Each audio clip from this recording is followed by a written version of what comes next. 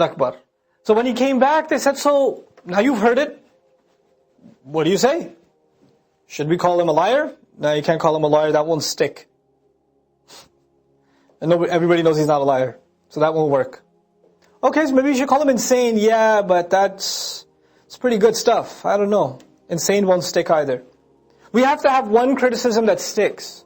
Because if all of us have different criticisms, some of you calling him liar, somebody calling him magician, somebody calling him, insane, all of that different allegations, then a newcomer will say, well, all of you are confused about him. Let me figure it out for myself. So let's all have a unanimous allegation that we can stick to. Because kadhib doesn't work, and majnoon doesn't work, and kahin doesn't work. And when he got to, because the three major ones they had in mind was liar, insane, mind reader. Mind reader meaning he's just doing what, some of these, Magians do, or these other gypsies or whatever do, this palm reading stuff. Maybe that's what he's doing. Maybe we can give him that allegation. He goes, yeah, I know those guys. That's not what they do. This is something else. And they speak in ambiguous terms, like something will happen to you today. And then something happens to you, and they go, oh, you were right. Something did happen to me. So the al-kalam qad yakun hakada wa hakada, it could go this way or that way. Either way it could work. His speech is very direct, very explicit, very clear. It's not the word of a kahin, not a mind reader. Now the Quraysh who are asking him his opinion are like, are you impressed with him? Because we brought up the three main things we could have brought up. What do you want us to say then? Are you becoming a believer? And he had actually believed.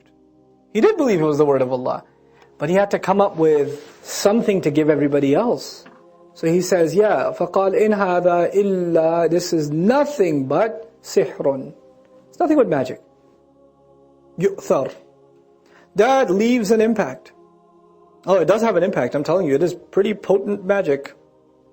It has and it's yu'thar also means يعني من الأثر وأيضا it's passed down. Athar, it's traced. It can be traced back to other magicians. Okay? So it's something that he's picked up from somewhere. But it's definitely magic. Now, before we go further, we have to understand why magic is the last resort. Magic is basically something that mystifies people. People are amazed by it. People look at it and say, how did you do that? I could never do that. I don't know of any other human being that can do that. And when you do something so amazing and it can't be explained, what is the guy who performing the trick, what does he say? It's magic. That's magic. And usually magic has to do with something that cannot be explained through common sense. That's what magic is. Magic is something so impressive and something that baffles the mind. You can't make two and two of it. It's not mathematically computable. And then you have to resort to, I have to believe in some unseen power. And instead of calling that power Allah, you don't want to take that step. But even believing in magic is believing in an unseen power, yes or no? Yeah. Magic, it's the use of the word magic already indicates that you have belief in something you cannot see. The criticism of their idea, their allegation is, you are willing to say that this is not humanly possible.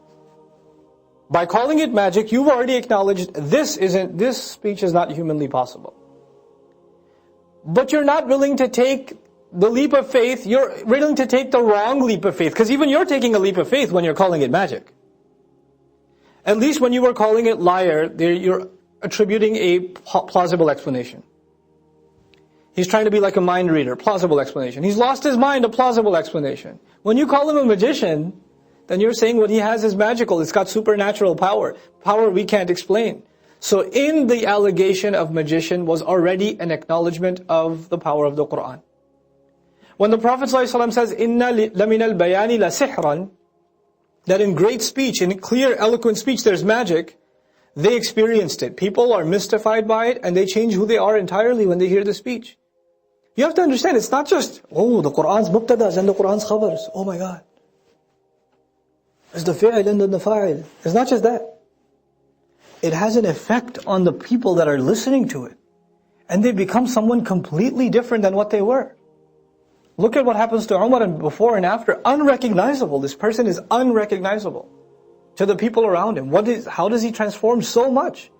What is the agent that's transforming him? I mean, you could transform a coin into a bird or whatever and do a trick. How do you transform entire human beings? Change their entire personalities. That's the magic of this Qur'an. I'm using the word magic as they would use it.